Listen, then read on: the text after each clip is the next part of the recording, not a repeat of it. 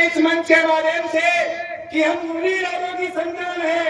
आप लोग भ्रम में मत रहिए। ये राजस्थान आजादी की लड़ाई में भी आगे था और आज आप जो निजीकरण करना चाह रहे हो बिजली का, उस लड़ाई में भी राजस्थान का किसान, नौजवान और आम उपभोक्ता ईद से ईद बजाने का काम करेगा और किसी भी सूरत के अंदर स्मार्ट मीटर को हम नहीं लगाने देंगे। किसान साथियों, आपकी संख्या कम है ज्यादा है कोई मायना नहीं रखती। आप लालपुर तहसील के जिन जिन गांवों से आए हो, उन गांवों के चुनिंदा साथी हो, प्रतिनिधि साथी हो और लड़ाकू साथी हो। आजादी की जो लड़ाई लड़ी गई, वो लड़ाई पश्चिमी बंगाल और पंजाब से शुरू हुई थी और सबसे ज्यादा उस लड़ाई के अंदर कोई योगदान था तो पंजाब और बंगाल का था, जबकि पूरे देश की लड़ाई थी और एक एक आदमी ने अपनी उस लड़ाई में आहुति दी। आज जो गांव से लोग आए वो 5 लोग एक गांव के जरूर होंगे, मगर मैं इस सभा के माध्यम से आप लोगों को कहना चाहता हूं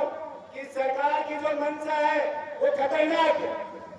मोदी के आने के 11 साल के बाद में, 12 साल के बाद में हमारे देश के जितने भी काश्तकार, जितने भी नौजवान, जो आम आदमी है, जो सर्वहारा वर्ग है, जो आबादी का 80% हिस्सा है, उस तमाम वर्ग के साथ में मोदी की सरकार के आने के बाद में उनके खिलाफ में नीतियां बनाई जा रही। ये सरकार हमारे देश की सरकार और हमारे सूबे की सरकार, हमारे राजस्थान की सरकार कुछ 4-5 लोगों की इशारे पे काम करती है। ये देश हमने आजादी के समय भी नारा दिया था, उसके बाद भी दिया कि देश टाटा बिरला की जागीर नहीं है, और आज हम कहना चाहते हैं कि अडानी और अंबानी की जागीर नहीं है, ये देश हिंदुस्तानियों का है और हिंदुस्तानियों का रहेगा। किसान साथियों, आप लोगों को गर्व होना चाहिए कि आज लालपुर की धरती पर जागीरदारी के खिलाफ जो लड़ाई लड़ी गई, जो डाबरा में कांड हुआ, उस डाबरा में जो किसान थे लड़ने वाले,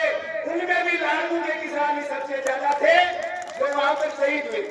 इसलिए जो पगड़ी वाले लोग कहते हैं, मैं तो आप लोगों से कहना चाहता हूं कि अपने घर जाकर के, अपने गांव जाकर के और अपने लाडलों को इस मैदान में लगाए, वरना आने वाले दिनों में न आपके पास में खेत बचेगा, न आपके पास जमीन बचेगी, न रोजगार बचेगा। ये मैं मंच के माध्यम से आप लोगों को सीधा कह रहा हूं कि अगर यही सरकार रही, अगर यही मोदी का राज रहा, तो आने वाले दिनों में आपके पास में न जमीन बचेगी, न रोजगार बचेगा, न शिक्षा बचेगी। इसलिए आप अपने घर जाकर के जो नौजवान है उनको इस लड़ाई में लगा दीजिए, इस देश को बचाना है, वरना ये लोग दीमक की तरह इस देश को चाट रहे हैं, दीमक की तरह इस देश को खा रहे हैं, धीरे धीरे इस देश को तबाह कर जाएंगे। आज अडानी आए हैं, कल कोई और आएगा, इस देश को बेचना चाहते हैं। किसान साथियों, स्मार्ट मीटर का मुद्दा नहीं है, आज ये स्मार्ट मीटर का मुद्दा जरूर है, जबकि ये सरकार इस पूरे देश में चाहे बिजली का निजीकरण हो, चाहे रेलवे का निजीकरण हो, चाहे हवाई पट्टियों का निजीकरण हो, चाहे रेल का, जहाज का, तमाम के तमाम जो सरकारी उपकरण थे, तो 70 साल की आजादी के बाद में जिन लोगों ने विशेष तौर से कांग्रेस ने जो राज करके बढ़ाया, जो उपकरण सार्वजनिक किए, उन तमाम उपकरणों को निजी हाथों में बेच रहे हैं। ये देश के साथ में घोर खिलवाड़ है। आप लोग अपने बच्चों को नौकरी कहां दोगे?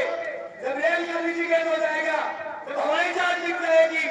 सारी चीजें बेचने में लगे हुए देश के जो नौरतन है, शेर भेल समेत सारे उपकरणों को निजी हाथों में बेचने का काम किया जा रहा है। शर्म की बात है। इसलिए ये लड़ाई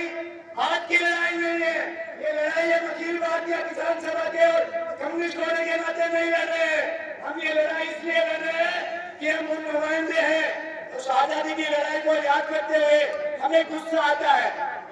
कि जिन लोगों ने आजादी की लड़ाई लड़ते लड़ते अपने प्राण दे दिए, आज हमें प्राण भी देने पड़ेंगे तो हम देंगे। इसलिए सरकार के खिलाफ तमाम लोगों को गांव गांव धारी धारी जाकर के खड़ा होना है और एक जागरूकता का अभियान चलाना है कि आज स्मार्ट मीटर का विरोध है, कल सरकार की और इस मोदी की कोई और निजीकरण की नीति आएगी, उसका हम पुरजोर विरोध करेंगे और किसी भी सूरत के अंदर राजस्थान का किसान, देश का किसान बर्दाश्त नहीं करेगा। ये अभी जो कंपनी आई है ये कंपनी डॉक्टर साहब ने बताया कि ब्लैक लिस्ट कंपनी, इस ब्लैक लिस्ट कंपनी को धनराज सरकार को कहना चाहते हैं कि आप इस कंपनी को अडानी की जेल में डाल दीजिए, राजस्थान में नहीं लगाने देंगे, चाहे गोवा ले जाइए चाहे मणिपुर ले जाइए। और मैं तो यहाँ तक कहना चाहता हूँ कि पूरे भारत का किसान जागरूक है। हमारी किसान सभा के नेतृत्व में, हमारी पार्टी के नेतृत्व में हमने एक सेमिनार करके तमाम लोगों को बुला करके जो भी बिजली का आवश्यकता है, चाहे वो बीजेपी के भी प्लेटफॉर्म पर है, वो आ सकता है, तमाम लोगों को बुला करके और आम उपभोक्ता बिजली की संघर्ष समिति बना करके आंदोलन शुरू किया है। और पूरे देश के अंदर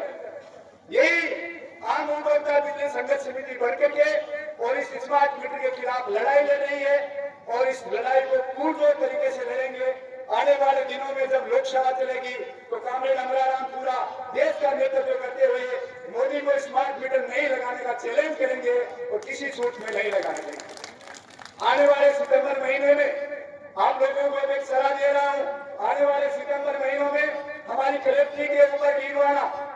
पूरे कलेक्टर का, पूरी तहसीलों का स्मार्ट मीटर के खिलाफ एक बड़ा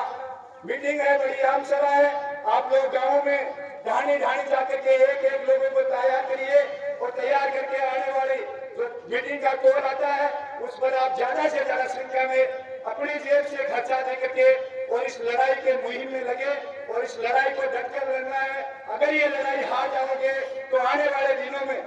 जब देश के किसान अन्नदाता दिल्ली के चारों ओर सड़कों पर लड़ रहे थे और मोदी को 3 काले कानून वापिस लेने के लिए मजबूर किया, उसी प्रकार हम स्मार्ट मीटर की लड़ाई को लड़ेंगे, उसको वापिस ले जाना पड़ेगा और आने वाली